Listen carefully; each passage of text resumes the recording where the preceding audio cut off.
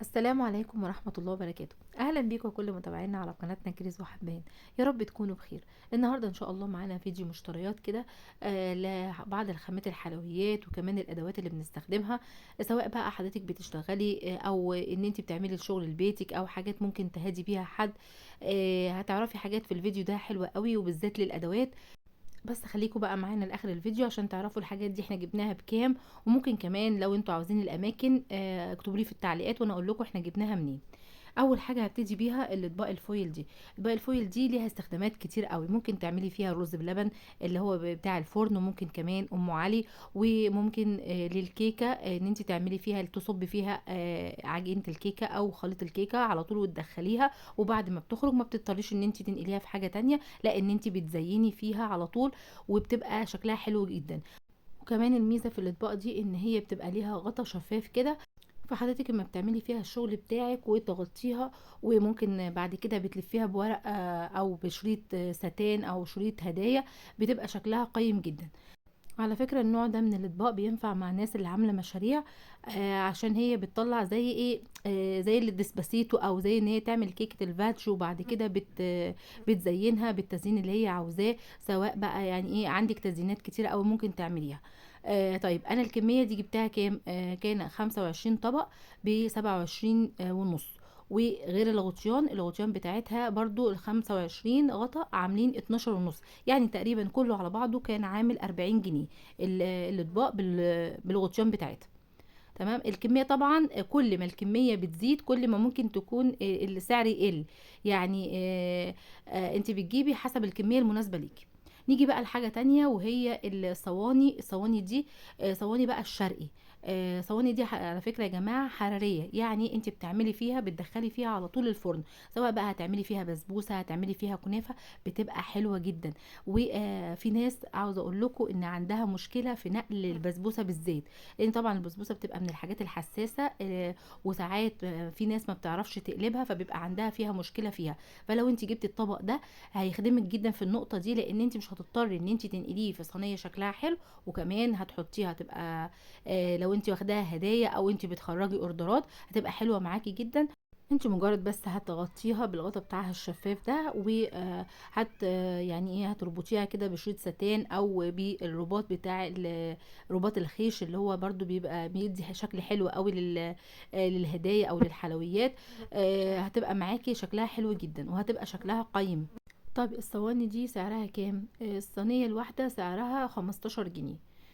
طبعا انت بتجيبيها لما بتكوني مطلعه اوردر محترم كده، يعني ايه لان طبعا انت بتحسبي التكلفه بتاعتك وبتحسبي التغليف اللي انت عاملاه. لو حضرتك بقى لسه معايا لحد دلوقتي يا ريت ما تبخليش علينا بلايك وتتفرجوا على القناه وتاخدوا جوله فيها كده وتشوفوها، ان شاء الله تعجبكم وتشتركوا فيها وتفعلوا زر الجرس. تعالوا بقى نشوف حاجه تانية معانا بقى طبق الحلويات ده. بس وده طبق بغطا ليه، برضو الغطا بتاعه شفاف، يعني طبق قيم كده. على فكره يا جماعه في ناس بتعمل البسبوسه في طبق زي ده وتدخله الفرن، بس يعني ايه بيبقى ليه تكنيك معين كده في ان هو يدخل الفرن، لازم يتحط جوه صينيه، ما ينفعش يتحط مباشره في الفرن. بس هو مشكلته ان لو حضرتك حطيتي فيه البسبوسه وعملتيها هتبقى سمكها يعني رفيع قوي. لكن هو الاحسن ان حضرتك تعملي الحاجه وبعد كده تنقليها في الطبق ده، سواء بقى يعني كنافه مثلا كورنيه او كنافه اي شكل منها، يعني هتعمليها وبعد كده هتنقليها في الطبق ده. طب الطبق ده مقاسه 24، سعره كان 20 جنيه. بصوا يا جماعة أنا كمان مش بعرض لكم بس الأدوات والأسعار بتاعتها بس، لا أنا بحاول كمان أفتح لكم أفكار وأديكم إن انتوا تستخدموا الأدوات دي في إيه. نيجي بقى للعلبة دي، دي بتاعة التورتة. طبعا الارتفاع باين ان هي ارتفاعها عالي، ممكن تحطي فيها التورتة او ممكن مثلا تستخدميها للكيكات. طبعا لو حضرتك هتستخدميها للتورته هي فيها ميزه، لان طبعا احنا ما بنحط التورته في الكرتونه اللي هي الكرتون او الورق، ممكن تتهز وممكن تلطش كده في التزيين بتاعها يلطش في الكرتونه، يعني في حاجات منها تبوظ. لكن هنا بتبقى محكمه وبتبقى التورتايه على قد الطبق اللي محطوطه فيه، فكده بتكون التورتايه محكمه شكلا، يعني مش هتتهز ولا هتتحرك من مكانها، وبتوصل للعميل او بتوصل للمكان اللي انت موديه فيها يعني ايه بشكلها اللي انت عملتيه. ودي طبعا ميزه. ساعات ان احنا يعني ايه، الناس اللي شغاله اوردرات بتعاني منها، لان ممكن التورتايه يحصل لها حاجه اثناء التوصيل. تمام. طب العلبه دي مقاسها 28 وكان سعرها 25 جنيه. طبعا الاسعار، ممكن حد يقول ايه الاسعار دي؟ طب يعني انا لو هجيب علبه ب 20 جنيه وعلبه ب 25 جنيه، امال التورته هتكون بكام؟ يا جماعه انا بتكلم لانواع معينه من التورت او اوردرات معينه. يعني او انت عاملاها هديه لحد كده غالي عليكي، فانت عاوزه تهديله حاجه محترمه وتغلفيها تغليف محترم. نيجي بقى للشيش طاووق، العيدان بتاعه الشيش طاووق. بصوا العيدان دي عيدان سميكه شويه تخينه. في 3 انواع موجودين في المحلات. العيدان اللي احنا متعرف عليها الرفيعه، وفي متوسط، وفي السمك اللي معايا ده. انا بس حبيت ان انا اجيبه لان انا عاوزه اعمل بيه يعني كذا حاجه، فانا نقيته السميك ده. طيب العيدان دي كانت سعرها 50 جنيه، طبعا عشان هي سميكه وعدد، انا بصراحه ما عدتهمش، بس هم عددهم حلو يعني. فالكيس هنا عامل 50 جنيه.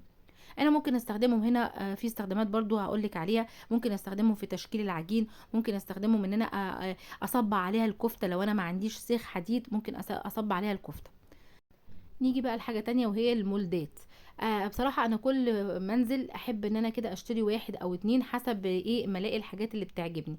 انا بصراحة كنت المرة دي نازلة ان انا اشتري شكل الوردة، بس ما لقيتوش فعجبني الشكل ده برضو، فقلت اشتري مش هيخسر معايا، لانه برضو ليه استخدامات كتير. الشكل ده بيبقى حلو قوي في الصابليه، وممكن تعملي بيه حاجات تانية. يعني تشكيل للكيكة، لو انت بتعملي كيكات مش يعني كيكه بقى، اما تطحنيها كده وتعملي لها خليط معين وتعملي لها اشكال معينه، بتبقى ليها شكل حلو قوي. يعني هو بصراحه ليه استخدامات كتيره قوي، ممكن هتشوفوها معانا في الفيديوهات ان شاء الله. نيجي بقى للخامات. اول حاجه معانا هيبقى اللبن البودره. هقول لكم بس سعره. سعر الكيلو منه 300 جنيه. انا جبت بس نص كيلو ب 150 جنيه. طبعا استعمالات اللبن البودره كلنا عارفينها، وبيدخل في استخدامات كتير جدا. يعني في المعجنات بيدخل في حاجات كتير. جبت بقى كمان شوكولاتات. انا كنت بصراحة عاوزة اجيب القوالب اللي هي ال 200 جرام، فما لقيتش ساعتها، فجبت ارباع. الربع الشوكولاتة الحليب ده كان عامل 45 جنيه. النوع ده اسمه سان بيتر. بصراحة النوع ده انا ما جربتوش قبل كده، لاني دايما كنت بجرب لا اما سما لا اما كواليتي تارجت. بس هي شكرت لي فيه، وانا الناس اللي انا بتعامل معاهم بصراحة ناس ثقة في خامات الحلويات، فقلت اجربه مفيش مشكلة. وبالذات ان انا كمان جايبة كمية صغيرة قوي. اما الشوكولاتة البيضاء برضو انا جبت منها ربع كيلو زي ما قلت لحضرتك. دي نوعها كواليتي تارجت. كان الربع عامل فيها 40 جنيه. طبعا لو لاحظتي ان الشوكولاته بالحليب اغلى من الابيض، مع ان العادي ان الابيض بتبقى اغلى حاجه في الشوكولاتات. فده معناه ان السان بيتر دي اعلى، زي ما هي قالت لي بالظبط اللي كانت في المحل. تمام. هنيجي حاجه تانية، الباستري كريم. الباستري كريم برضو ليه استخدامات كتير. انا جبت هنا ربع كيلو عامل 45 جنيه. يعني الكيلو ب 180 جنيه. طبعا احنا بنستخدمه مع الكريم شانتيه، وليه استخدامات حلوة كتير. فطبعا انا بجيب ربع في ربع كده، اول ما بيخلص بجيبه تاني. ما بحبش اكتر منه عشان يعني ايه ما يقعدش عندي كتير. والباستري ده نوع اسمه ايجي دير. طبعا من الحاجات برضو الحلوة اللي موجودة في السوق. جبت برضو هنا هوت شوكليت. ده بقى جايباه لولادي، بصراحه كانوا شبطانين ان هم يعني ايه يشربوا كاكاو كده وبتاع، فانا جبت لهم هوت شوكليت يشربوه كده على اللبن. يعني ده ملوش دعوه بشغل الحلويات خالص. كان هو عامل يا ستي ربع كيلو عامل 65 جنيه. يعني الكيلو ب 260 جنيه. تمام. طبعا الخامات يا جماعة اختلفت خالص، واسعارها اختلفت. وكل ما الواحد بينزل يعني يغيب فترة كده ينزل يلاقي الدنيا اختلفت خالص.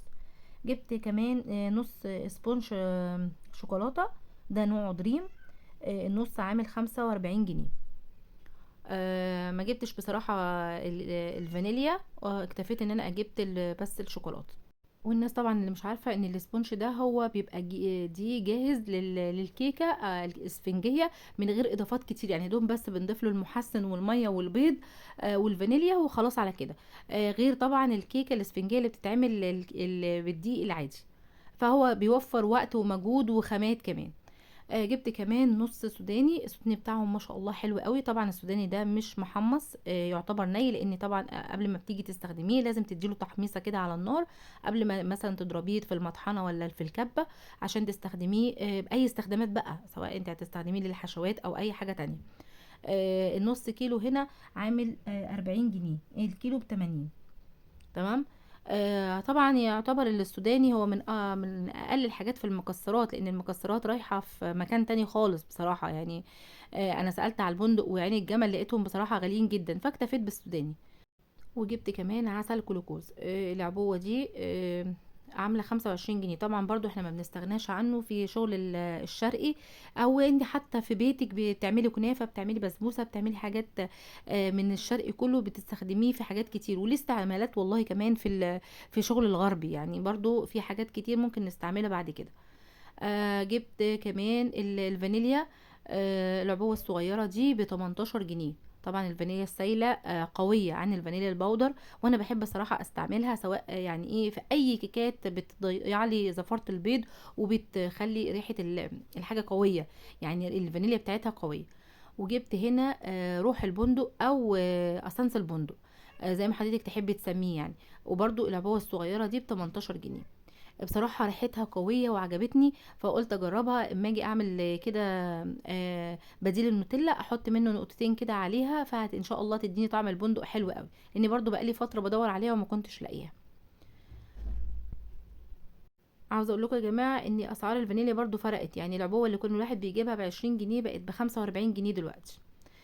كمان جبت مربى حليب. طبعا مربى حليب يعني ايه بتودي لك الحشوة والتورتة واي حاجة بتعمليها فيها في حتة تانية خالص. مربى حليب دي بصراحة جميلة جدا، طعمها تحفة. العلبة دي 400 جرام، كانت عاملة 55 جنيه. تمام. بتستخدميها بقى في استخدامات كتيرة قوي، زي ما قلت لحضرتك. ممكن تحشي بيها في التورت، ممكن تزيني بيها من فوق التورت برضو، بتحطيها في حشوات. لو انت بتعملي صابليه كده محترم كده، ممكن تحطيه كروزتات فوق الصابليه، بيبقى حلو قوي. وكمان معانا الشوكولاتة السادة، دي نوعها فيينا الأحمدي، القالب 2.5 عامل 220 جنيه. هي دي بصراحة كانت عندي، بس حبيت اقول لكم برضو سعرها للناس اللي حابة تعرف الأسعار، لأن سعرها ما اتغيرش. فالقالب 2.5 عامل 220 جنيه. طبعا في أنواع تانية زي سما وزي كواليتي تارجت، برضو الاتنين حلوين جدا.